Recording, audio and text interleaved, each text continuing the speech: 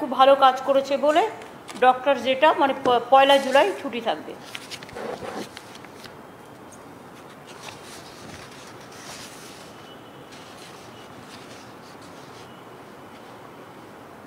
জুলাই পর্যন্ত আমাদের যে রেস্ট্রিকশনগুলো ছিল, বাধ্যবাধকতা বিভিন্ন রাজ্যের বিভিন্ন ব্যাপারে কোভিডের জন্য, কোভিড মহামারীর জন্য, সেটা 15 জুলাই পর্যন্ত এক্সটেন্ড করা হচ্ছে। কিন্তু এর মধ্যেও মানে আমরা একটা অনেক লোককে সুযোগ দেওয়ার জন্য আমরা দেখছি যে কিছুটা হালকা করে দিলে কি হয়। রাত্রির টাইমটা যেটা 9টা থেকে ভোর 5টা পর্যন্ত স্ট্রিক্টলি প্রহিবিটেড ছিল, সেটা প্রহিবিটেড থাকবে। তখন এমার্জেন্সি ছাড়া কোনো কাজ হবে না। বাট যেমন এবার আমরা বাস, সরকারি বাস, প্রাইভেট বাস এগুলো অ্যালাউ করে দিচ্ছি। সরকারি বাস, প্রাইভেট বাস, জেলার বাস, রাজ্যের মধ্যে চলে যে বাসগুলো, প্লাস হচ্ছে অটো, টোটো, ওই যে সমস্ত মানে আছে যানবাহন, হ্যাঁ 50% ক্যাপাসিটি নিয়ে অ্যালাউ করছি। এবং vaccination of drivers and other staff, regular sanitization of vehicle and mandatory wearing of mask, এটা করা হচ্ছে বাই অল। এছাড়াও সেলুন এবং বিউটি পার্লার আজকালকার দিনে অনেকে ইউজ করে এবং অনেক ছেলেমেয়েরা চাকরি করে খায়, সেটাও অ্যালাউ হচ্ছে। ওপেন থাকবে 11টা থেকে 6টা, 50% seating capacity at a time, provided the employees, staff and customers have been vaccinated for COVID-19 and subject to regular sanitization. Shops and vendors, যেগুলো বাজার, সবজি বাজার, মাছের বাজার, সেগুলো যেমন সকাল 6টা থেকে বেলা 12টা পর্যন্ত চালু থাকবে। এটা 11টা পর্যন্ত করা হয়েছিল আগেরবার, আরও 1 ঘন্টা বাড়িয়ে দিলাম। এবং সকাল 7টা থেকে ছিল, সেটা আমরা সকাল 6টা থেকে করে দিলাম। সকাল 6টা থেকে 12টা পর্যন্ত সবজি বাজার এবং মাছের বাজার খোলা থাকবে। বাদবাকি দোকান যে সমস্ত আছে সেগুলো আমরা পুরো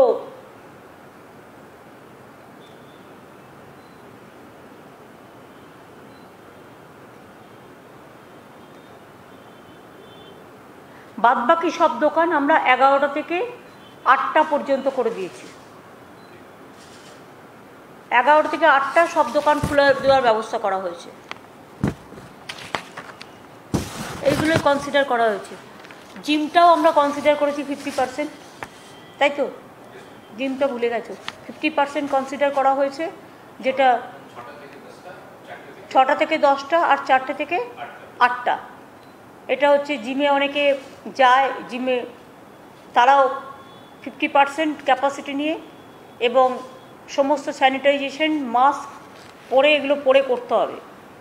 কারণ আমরা একটু টেস্টও করতে চাই। কারণ আপনারা জানেন কোভিড সিচুয়েশন, যখন ইলেকশন লাস্ট ডেট ছিল 8 ফেজে, তখন এটা 33% হয়ে গেছিল। যেদিন ফার্স্ট ডে অফ ইলেকশন ছিল বেঙ্গলে, ফার্স্ট ফেজ, সেদিন 3% ছিল, 2% ছিল। কিন্তু আমরা বারবার বলেছিলাম ক্লাব করে ইলেকশনটা করো। সেটা না শোনার ফলে এইটা বাড়তে বাড়তে বাড়তে বাড়তে 8 ফেজে 3.3% হয়ে গিয়েছিল, 33% হয়ে গিয়েছিল। এখন এটা আমরা 3.3%-এ নামিয়ে নিয়ে এসেছি। যদি আপনারা জানেন যে বাংলা খুব কনজেস্টেড এরিয়া, আমাদের 10 crores-এর ওপর পপুলেশন। অনেক রাজ্য আছে পপুলেশন খুব কম, ছোট রাজ্য। আমাদের রাজ্য কিন্তু বড় রাজ্য। এবং আমাদের ডিসচার্জ রেটও এখানে 97.36% হয়ে গেছে। এটা আমাদের হেলথে সকলে কাজ করেছে। আমার অনেক অনেক কনগ্রাচুলেশন তাদের সকলকে, কোভিড ওয়ারিয়ারদের। এবং যেটা ডেলি নাম্বার অফ কেসেস ছিল 22,000-এর মতো, 22,000 প্লাস, সেটা কমে এখন 1,800-তে এসছে সারা রাজ্যে। আর তার মধ্যে আবার যেটা হচ্ছে ডিসচার্জ রেট, সেটা এখন 97.36% হয়েছে। কোভিড-19-এর ভ্যাকসিনেশন 2.12 কোটি লোককে ইতিমধ্যেই দেওয়া হয়েছে।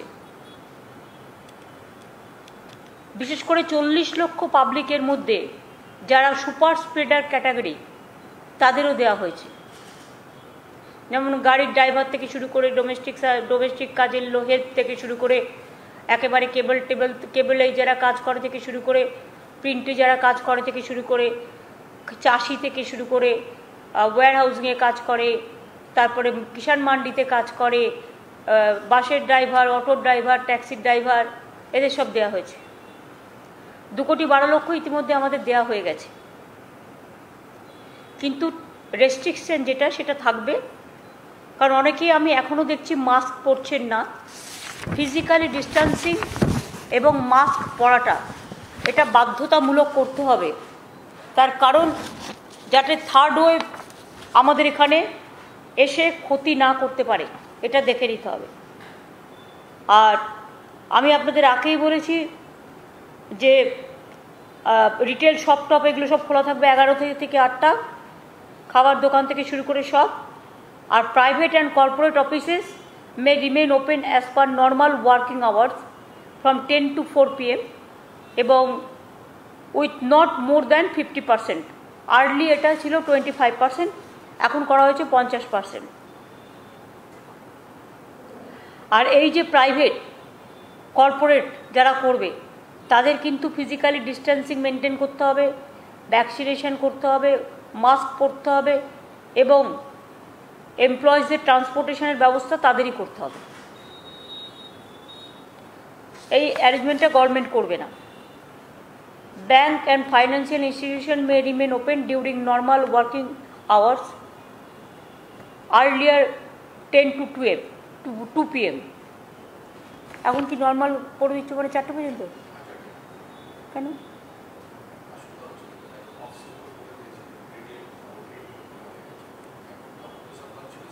কিন্তু ওরা চাইছিল না এতটা। হ্যাঁ, এটা 10 to 2 থাকুক, কারণ একেবারে সব করা যাবে না, শেষকালে খুব তাড়াতাড়ি যদি আবার এটা বেড়ে যায়। সুতরাং দেখে নিতে হবে যে এমন কিছু আমরা করব না। আর আমরা এটা একটু ছেড়ে দেখছি যে এটা কি হচ্ছে, মাইনাস প্লাস কি, সেই দেখে আবার পরবর্তী পর্যায়ে ব্যবস্থা। এর উপরে কারো কিছু জিজ্ঞেস করার আছে?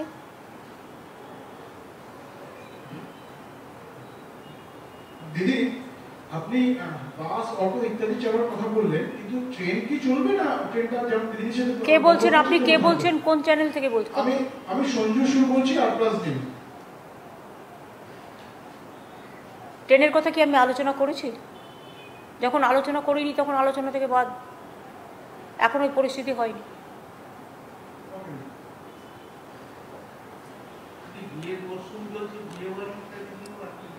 বিয়ের ওই তো 50 জন পর্যন্ত অ্যালাউ করা হয়েছে, তার বেশি নয়। পলিটিক্যাল, রিলিজিয়াস, কালচার এখনও মনে রাখবেন 20 পর্যন্ত allowed. It may be inside, it may be outside. কেউ আমি দেখছি ডিজাস্টার অ্যাক্টকেও মানছে না, গায়ের জোরে নিজেদের কাজ করছেন। তাদের বিরুদ্ধে গভর্নমেন্ট কিন্তু ডিজাস্টার আইনে অ্যাক্ট নেবে, তা আইন অনুযায়ী কাজ করবে, কারণ আইন কিন্তু সবার জন্য সমান, আমার জন্য যেমন সমান, অন্যদের জন্যও সমান।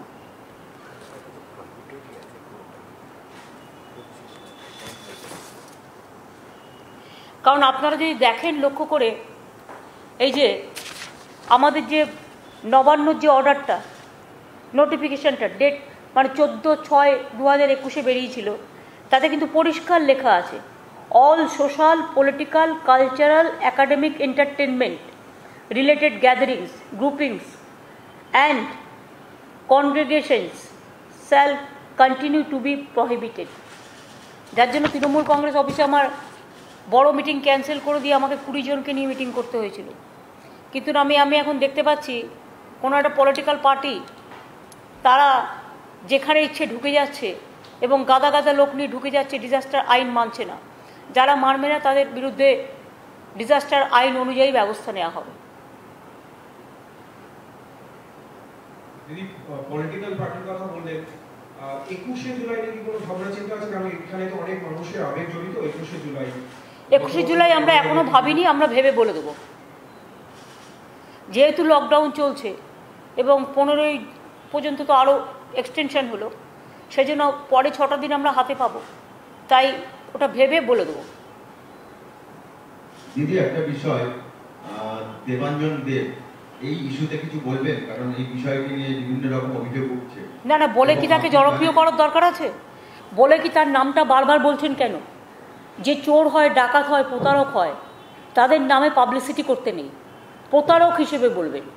তাহলে আমি বলবো যে এই প্রতারক যে ধরা পড়েছে, তার এত বড় সাহস, ঔদ্ধত্য, অহংকার, যে সে সমস্ত নকল করে, চিট করে। এটা তো সরকারের নয়, সরকারের ব্যাপারে কোনো ভূমিকা নেই, কারণ এটা সরকার করেনি।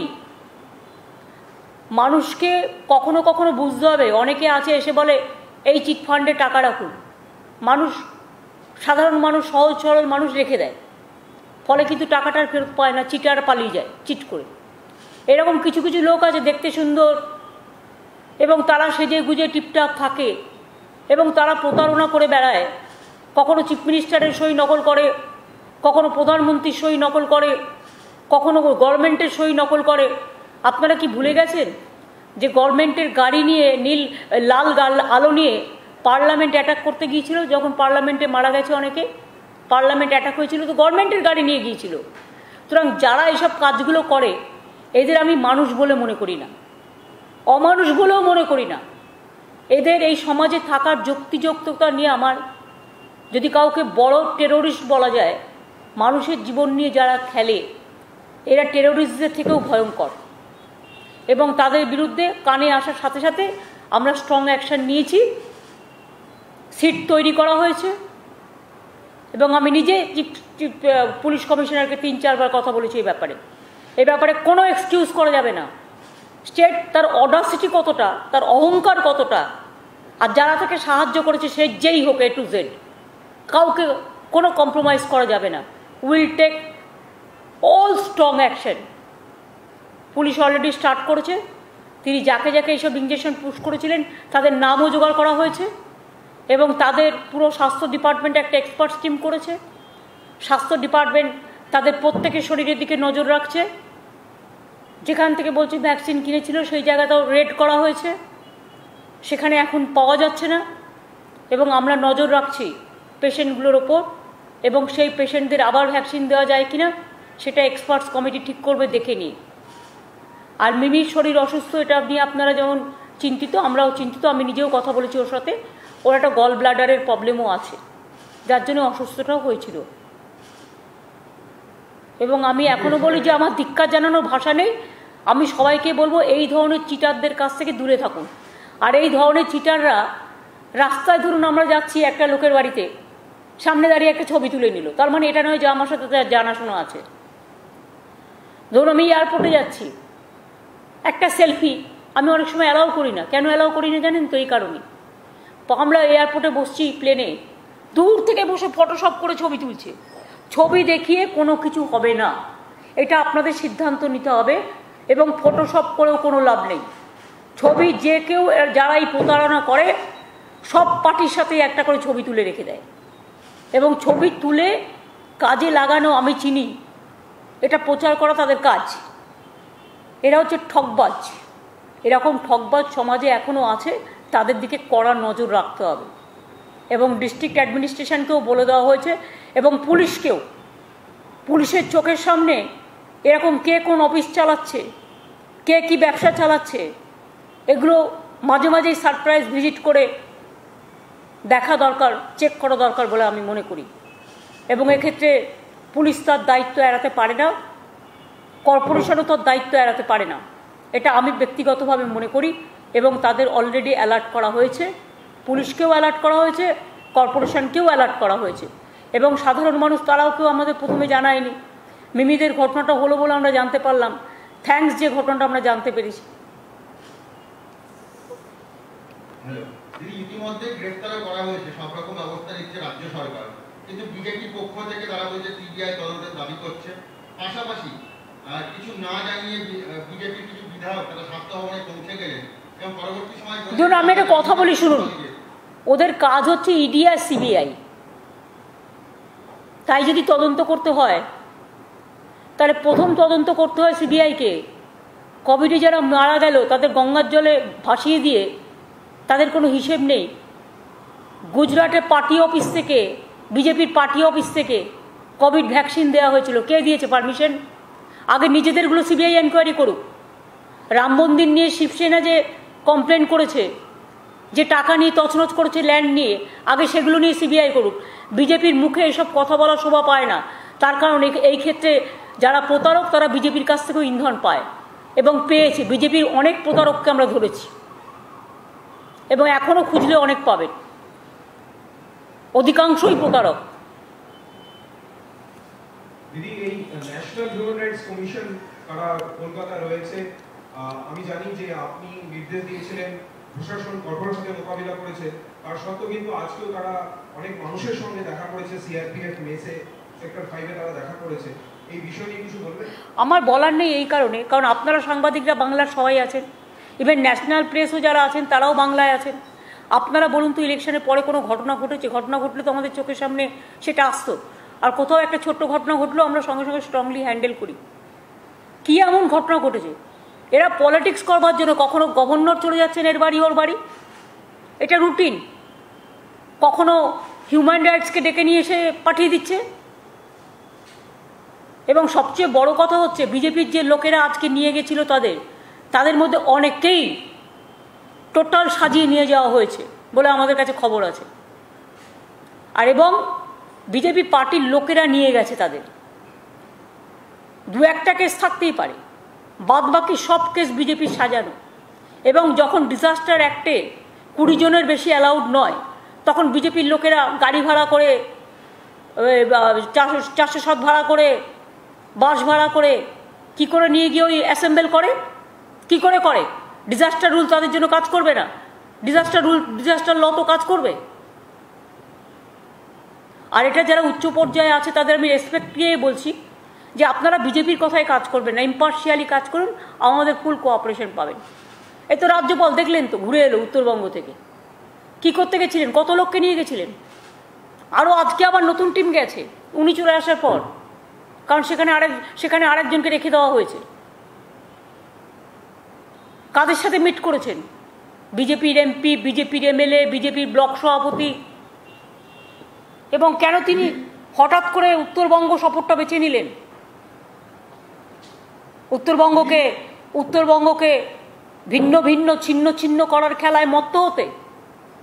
এবং আমি এটাও জানি, আমাকে কেউ কেউ বলেছে, তাদের বলা হয়েছে আন্দোলন গড়ে তোলো।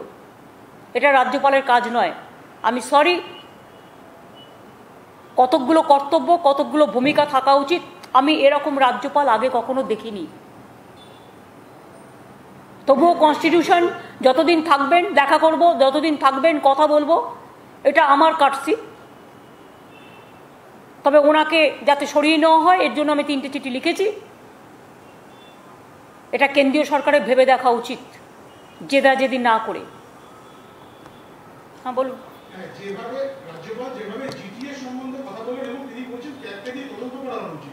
ওনার তদন্তটা আগে করা উচিত। ওনার তদন্তটা তো আগে করা উচিত। কত লোক গেছে, কত টাকা খরচা হয়েছে, গভর্নর হাউসটা কি হয়েছে, কোন কোন লোক রেগুলার যাচ্ছে, আগে তো এই তদন্তগুলো হওয়া উচিত। জিটিএ তো অলরেডি আমাদের ফাইন্যান্সিয়াল ইন্টারনাল অডিট তো তদন্ত করেছে। আপনারা বিমল গ্রুপের সময় দেখেননি যে আমরা তখন বলেছিলাম তদন্ত হবে? তদন্ত হয়েছে। ক্যাগই করতে হবে তার কি মানে আছে? বেঙ্গল গভর্নমেন্ট নিজেরা ফাইন্যান্সিয়ালি ইন্টারনালি করতে পারে না? আর ওখানে দার্জিলিংয়ের উপরে রাগ কেন? জিটিএ থেকেও করে খাবে নাকি বিজেপি? ওনার যা ইচ্ছে উনি তাই বলবেন, যা ইচ্ছে তাই করবেন, এটা আমি মেনে নেব না। কথা বলবো, ফোন করলে কথা বলবো, দেখা করতে চাইলে দেখা করব, সেটা কাটছি আদার দিক।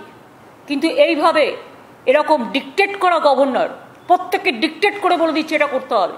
একটা অফিসারকে বলে দিচ্ছে ক্ল্যারিফাই করো, একটা অফিসারকে ফোন করে থ্রেট করছে, you are under scanner, you are under threat, অনেক কিছু বলছে, অনেক কিছু। Your cruel letter is coming. Who is he to say all this rubbish thing? আমি সরি, আমি এতদিন একটি কথাও বলিনি, কিন্তু আমি বলতে বাধ্য হলাম। मैम एक सवाल था, जब उत्तर बंगाल से ये सेपरेट स्टेट की डिमांड उठ रही थी और जो एमपी से डिमांड उठा रहे थे, गवर्नर ने उनसे भी मुलाकात की है इस विजिट के दौरान। इसको आप किस तरीके से देखते हैं? गवर्नर जानबूझ के उत्तर बंगो को डिस्टर्ब करने के लिए, वो शांति में है, डिस्टर्ब करने के लिए वो लोग जो डिवाइड एंड रूल पॉलिसी विश्वास करते हैं उसको बुला के बात किया है। उन्होंने किसका किसका साथ मिला, अगर आप लिस्ट देखें तो ये आपका पास सबूत हो जाएगा। बहुत सारे लोगों को लेके उन्होंने गया है, पूरा टीम लेके। अभी भी वो टीम, अभी भी नया टीम गया है, और उन्होंने जिसका जिसका साथ मिला है खाली बीजेपी का सबका साथ, और जो जो ऐसा ग्रुप है ऐसा ग्रुप का साथ मिला है, और बोलता है आप लोग आंदोलन छेड़ो। क्यों आंदोलन चलेगा? गवर्नर का काम है ऐसा करना।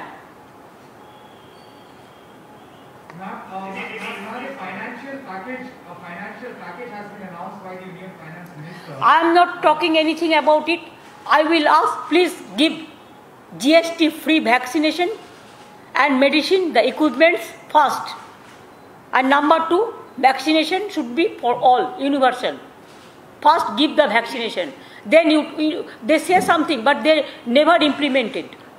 That's why I don't comments about their situation. Ma'am, when everyone was asking for relief, they are giving credit.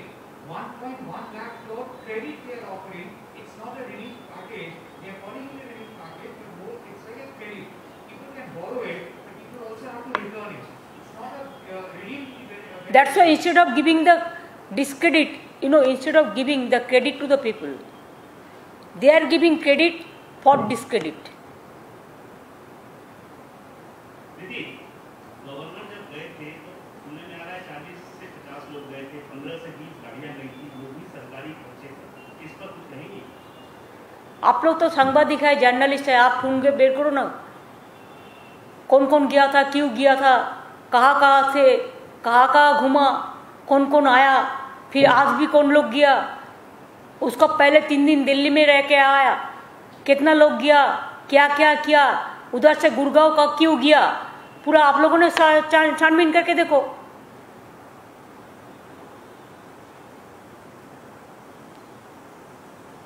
Now, will you make any fresh appeal for the removal of the governor? You have written 3 letters in the past.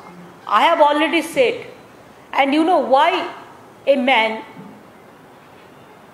somebody sent me, because he was the reporter at that time, the journalist, जो UP का case में जिसको खिलाफ में FIR कर दिया, they send me the details.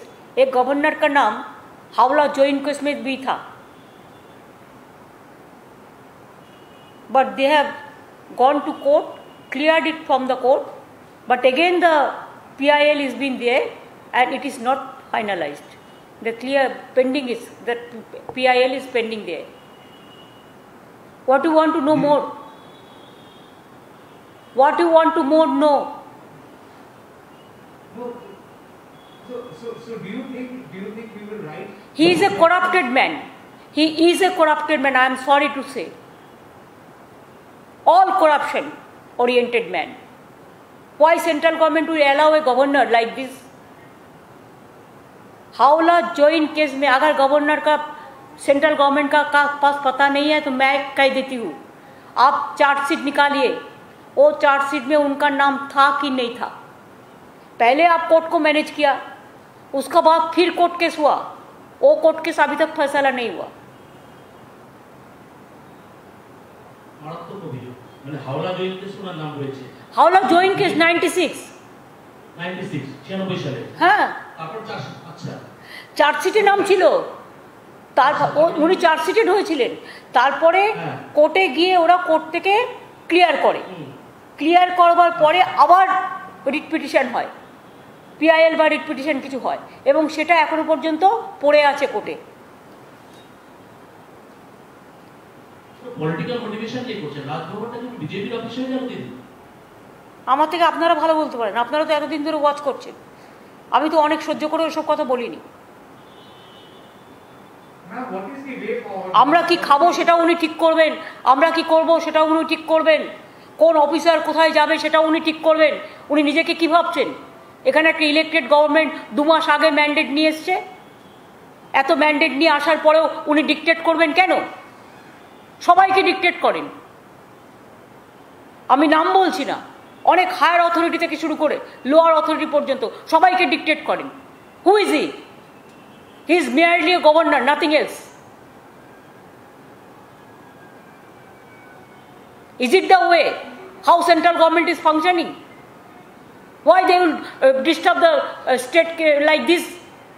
Somewhere they are sending governor, somewhere they are sending National Human Rights Commission, somewhere they are sending Tribal Commission, Minority Commission, this and that later, what not? Even pandemic situation also they cannot afford. Why they are not taking action against UP Chief Minister, where hundreds of dead bodies are lying with the Ganges? It's a big crime. There is no number, no record. Why they are only obstructing Bengal and abusing and accusing Bengal? What Bengal have done the wrong thing? What for? They tried, they failed. Even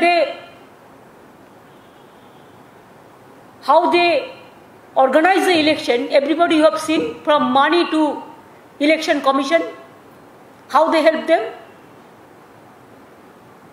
how they capture the administration.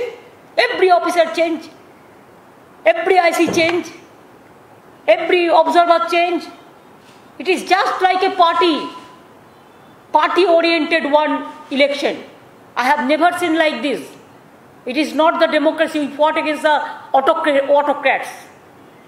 But after that, when we won the election, they should have digested it. They should have tolerated it. They should have accepted the public verdict. Instead of that, every day they are calling the governor and giving the information. They are sending the ED and they are sending the CBI and they are sending the I know what not to disturb only our people. Why? Can they manage India? How many countries they ban India? Not allowing because of COVID?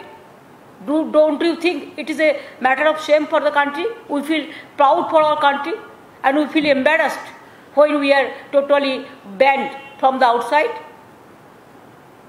What they are doing? Accept the election and to capture the election and rigging and sometimes to fight, to play the dirty game through this social network. The fake report.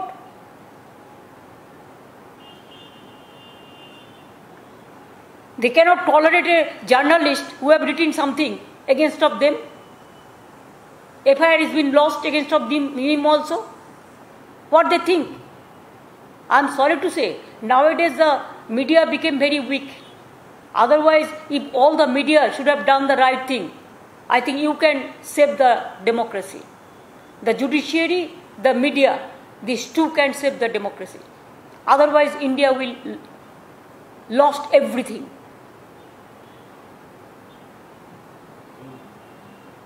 I am worried for my country.